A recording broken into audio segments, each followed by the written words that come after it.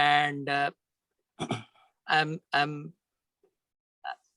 I'm just acknowledging that I see that. First of all, I would like to apologize because if I am not able to explain, it is my fault. And it is just like if Newton was not able to explain gravity, it doesn't mean the gravity doesn't exist. So in this case, there is God within you, and if I can't explain, it is actually my fault. So I apologize in the beginning, and please forgive me for that.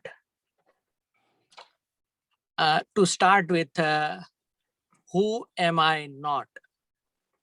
This question, like say, we consider ourselves to be something, and then what all things we are not. So this is like say approaching the same thing from a reverse side or a back side by eliminating things.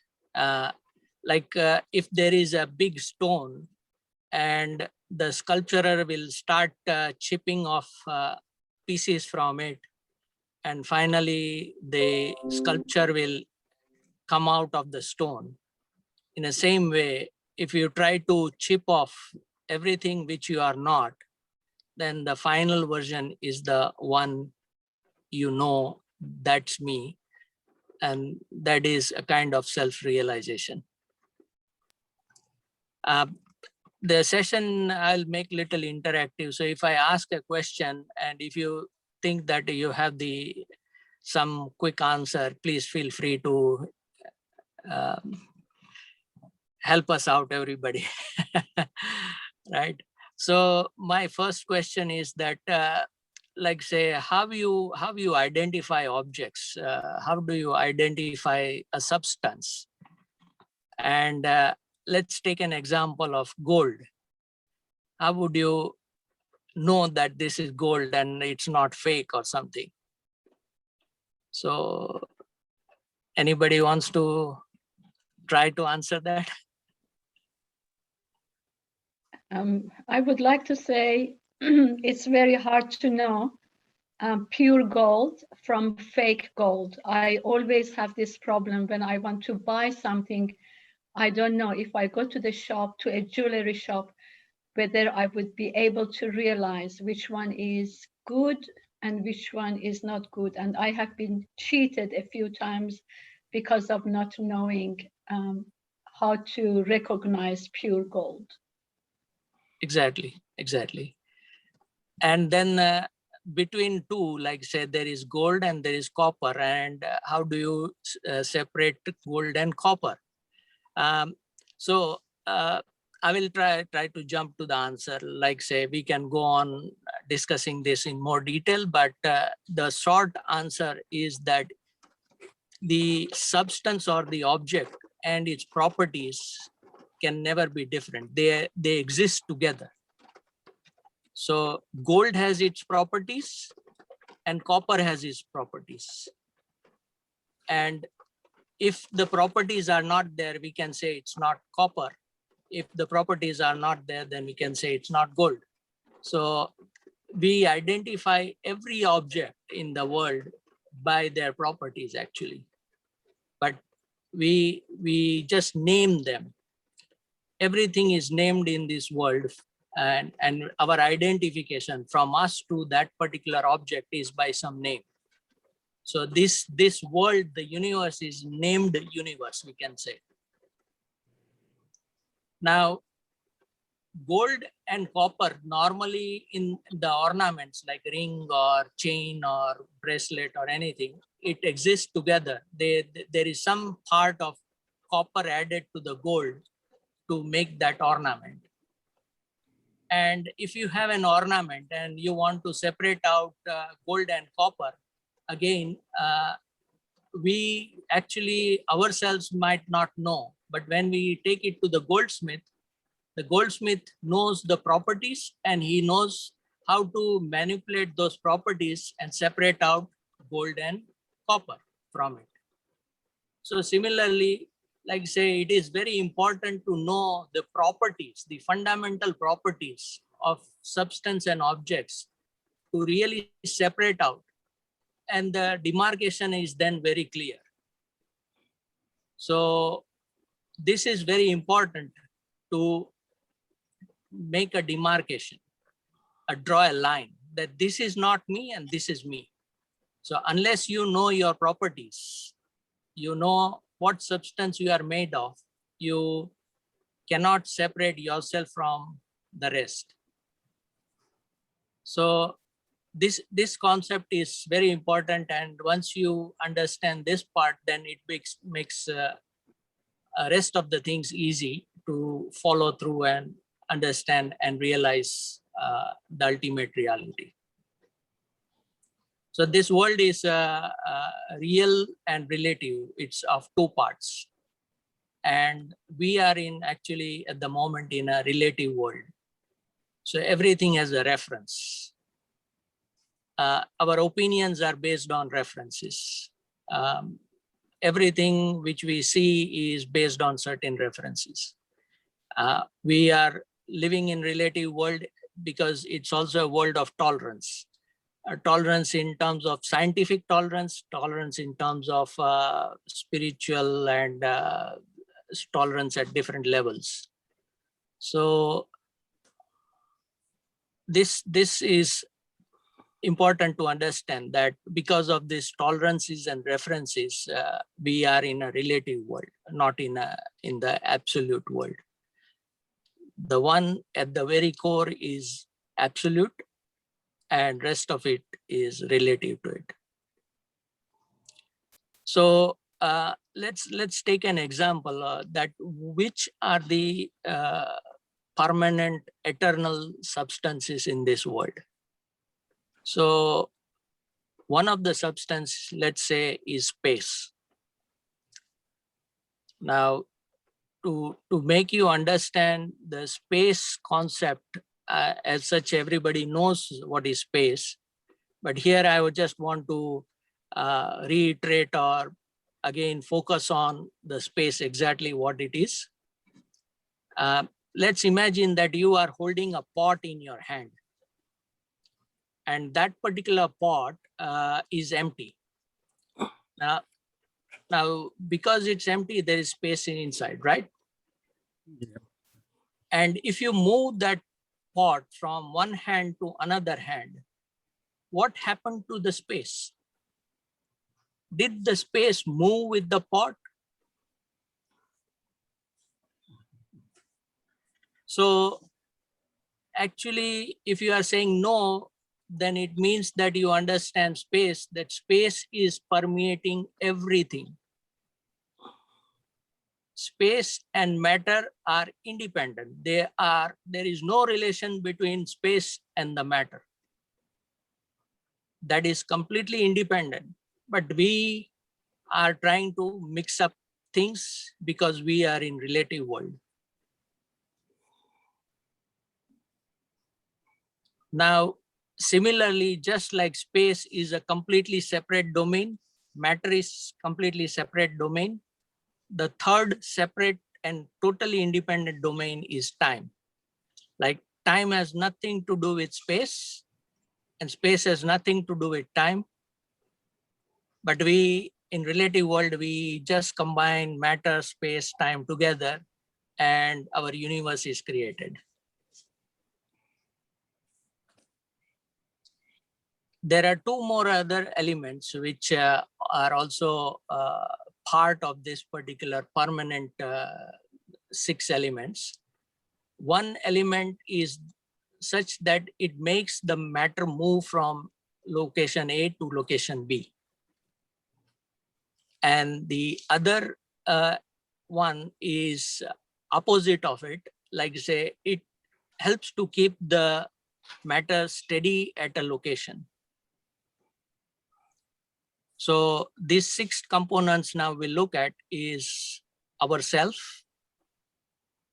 who is aware and observing all these things. Then there is space, there is time, there is one component which helps to move from A to B, and another component it helps to store in one location. Because if the component is moving from A to B, it continues to move until somebody stops it and stores it in a location. So these are the 6 fundamental elements. And the dance of these 6 elements together creates all the objects, creates all the world, create everything which we see all around us. So once you understand that I am the aware observer and rest of it is all the objects which I am looking at. The objects are made up of, in relative world, the combination of this time, space, motion, and matter. So when a lot of people, they say that there is earth element, fire element, air element, water element, all these 4 is, I will classify that they come under the one and the same thing we call matter.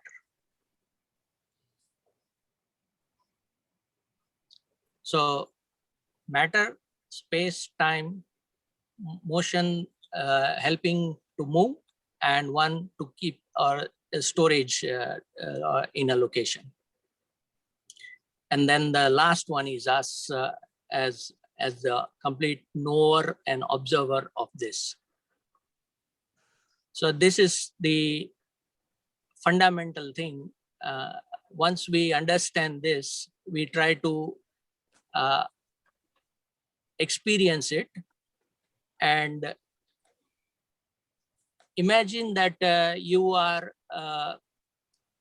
completely knowledgeable, knowing everything what is to be known in this world, and everything you are aware of.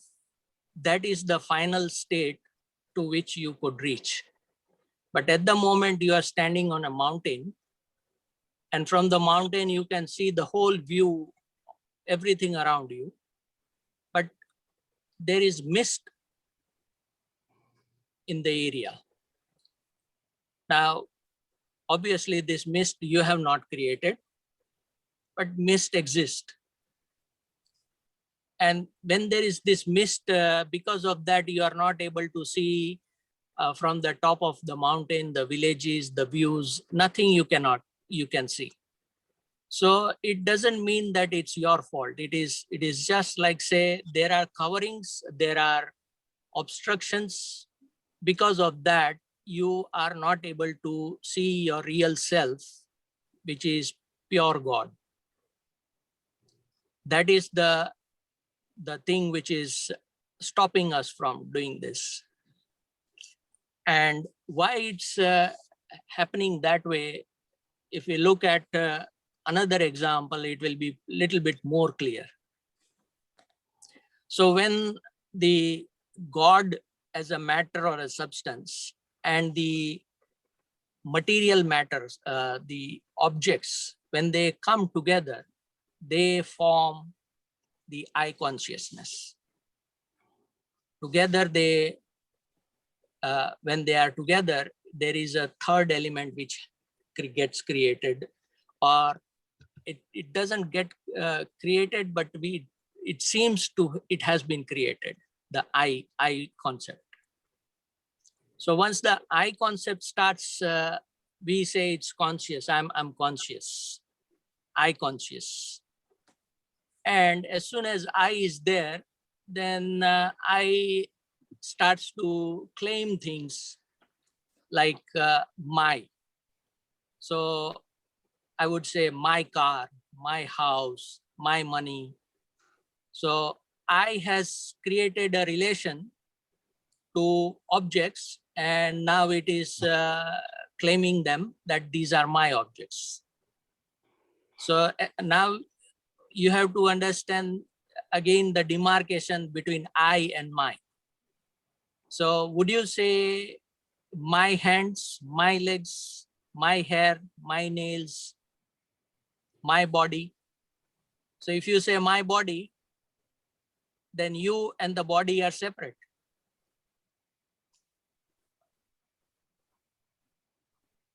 But it appears as if we cannot point at anything, and that's why we are getting confused to say, I am my body or something like that, which is not right. Yeah. So this is the thing, that once you start demarcating that is it I or my, neither of them is me. I am the observer of I, and the I and my, or the I and the matter creates the thoughts, creates the energy. I am the observer of that energy.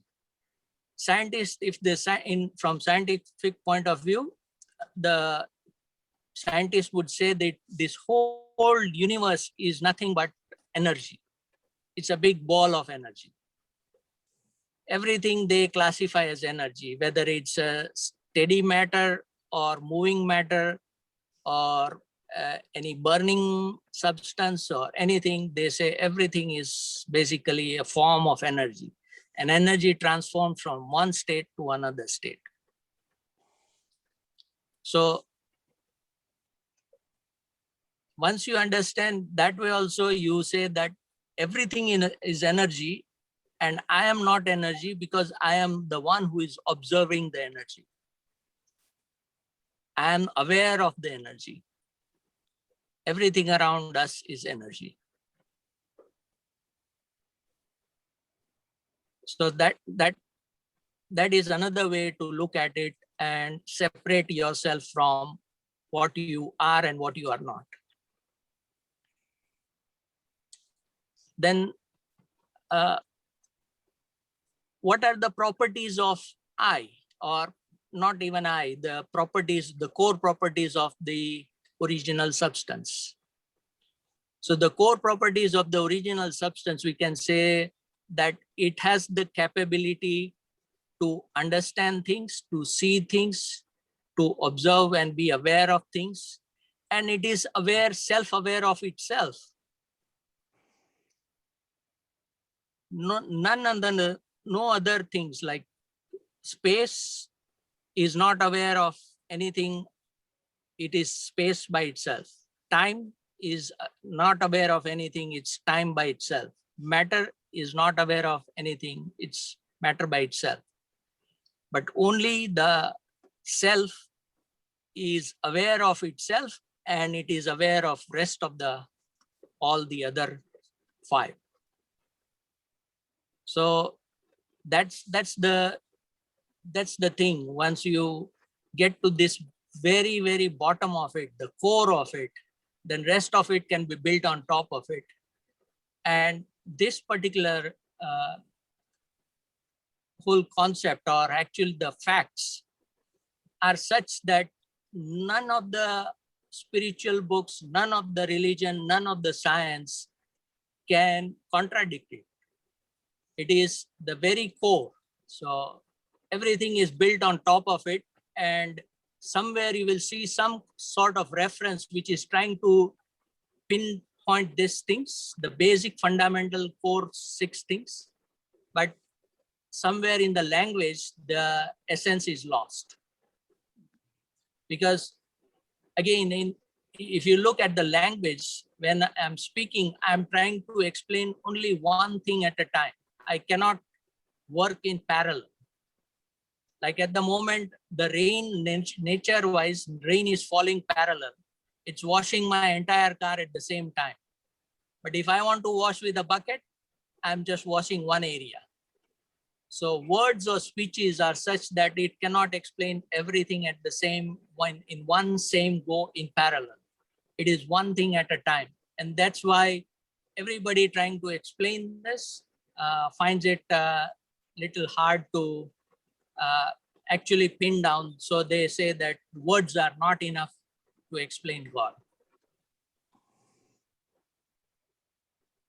So again, coming back to the properties of God,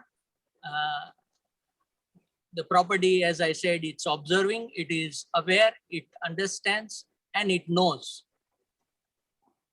And when it knows, one of the outcome of that knowing is bliss. Like say, if I try to know something, the outcome of that is bliss. So here, if you had looked at this video, which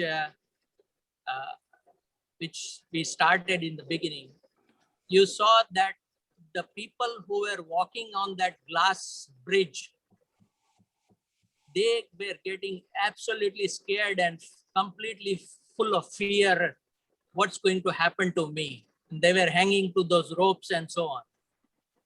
But on the other hand, we were observers. We knew that this particular bridge is a glass bridge. There are special effects in it, which is making it look like it's cracking. It's actually not cracking. So out of knowing this, the outcome was happiness or the laughter we were having. So when you know things absolutely in its real, very bottom thing, the outcome is always bliss. So the God is bliss. When you feel that bliss in yourself from somewhere suddenly without any reason, you know it is the core expression, and some knowledge has been understood and digested and experienced. So I can continue a lot more with a lot more examples and so on, but let's limit to the time. Last time when I was attending, one of the gentlemen had explained, or he was trying to explain about the languages and words, and he was coming up with a new language. And I had mentioned that cinematics is one of the way to actually express. Why? Because you see that when certain sounds are generated in this world, then those sounds automatically rearrange particles and matter in the world by itself, right? So here we are mixture. In this particular case, we are in relative state, not in absolute state. We are in relative state. So we are in a mixture of all these 6 things together. We are not, body is not just God by itself. It is mixture of matter, space, time, the motions, the steadiness, everything. So in this mixture, it is, imagine that you have got a curd, you mix more water in it, and then you start churning the curd. After some time, you will see that from that curd, the butter gets separated out. So butter is the essence of curd, but it is mixed in at the moment in the curd. So you do not see it completely in its real form. And one of the word to use is called Satchit Anand. When you utter this particular word, Satchit Anand, all the time, it churns this matter in such a way, just like you are churning the curd, and it will separate out butter. It will separate out the real core and essence of you scientifically. Whether you understand this right now or not, but this is one of the things which you can personally experience and experiment. Because it doesn't matter how much I explain or try to do or show you examples and all that, it finally comes to your own personal individual experience. So you know this now, that how to separate out yourself from the surroundings, and then more you say Satchit Anand, Satchit Anand. Sat, Chit and Anand are like, say, Sat means eternal, Chit means the one who is aware, conscious, knowledgeable, observing. Anand is bliss. So when you say Sat, Chit, Anand, it is indirectly, it's a scientific way of rearranging the matter and particles and separating out curd from butter from the curd. So I'll end with Satchidanand to all of you. Namaste, Prabhuji. Thank you very much. Thank you. It was good. And we have Satchidanand there too. That's very Pon Sachi, his actual name is Satchidanand. Ananda. My dad, you must credit my dad. he, he knew that about 90 years back. So that is Sat is eternal, Chit is awareness, is it? Awareness and knowledge, yeah. Yeah, knowledge and Knowledge. is bliss. Okay. Good. Okay, now any questions you want to ask Pankaj? Anything about what he said, or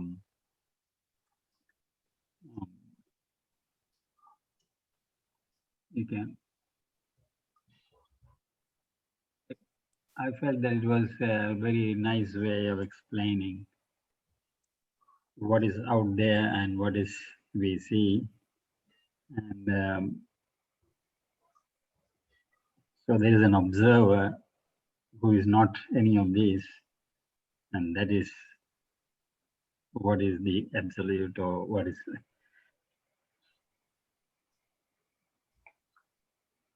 Did you say that that observer, or what is within us, or that is God, Pankaj? Sorry, come again, Perry. There's a lot of rain going on, so Yes. Yeah, when we look at the surroundings and as we observe that yes, I am not those, I am different, and yes, that realization, so yes, that what is observing, is it what you said, God? yes. Okay. Because you have to understand that when it is your, like say at the moment, whatever I try to explain, it will go vain because you have to experience firsthand. Yes. And when you will experience firsthand, the one few signs of it is that imagine that at the moment you are just aware of yourself and your body and little bit around you. But as the awareness increases, you may be able to be aware of everything happening in next 10-kilometer radius as a sphere. But then the awareness will increase. You will see, like say, 1,000 kilometers radius, everything which is happening anywhere in parallel, just like nature, you will be able to observe that. Because your observation power keeps on increasing. As you say, more and more, the churning happens and the butter separates. It becomes more and more powerful because the mist is going away. You are standing on the mountain. Now you can see everything clear. Until the mist is there, the obstructions are there. You are limiting. You have basically self-limited yourself. So it is your personal experience which counts, and then only you can know. Now this knowledge, the essence of this is knowledge. It's in a form of knowledge. It's aware, it's observing, it is knowledge itself, and it knows what it is also. And it knows rest of it also. So at the final state, think of that everything in the universe, every atom, how it is moving, how many things are within the atom, and everything for each and every aspect, you know. That is your final state. But your essence is that knowledge. Thank you.